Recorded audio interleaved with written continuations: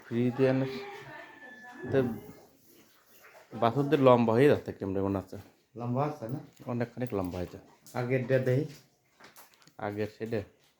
দেখাচ্ছে দাঁড়ান এই যে পরিমাণে লম্বা হয়েছে অল্প দিনই তো মনে হচ্ছে বেশি লম্বা হয়ে গেছে আর খাবারের গ্রোথ খাবার পড়েছে তো ওই সময় দাঁত ক্যাট ক্যাট করে তাহলে তো কি চিকিৎসা দিয়ে দেওয়া লাগবে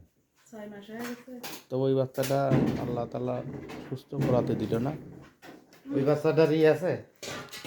ওইটার যে ভিডিওটা আছে এটা আবার বের করতে হবে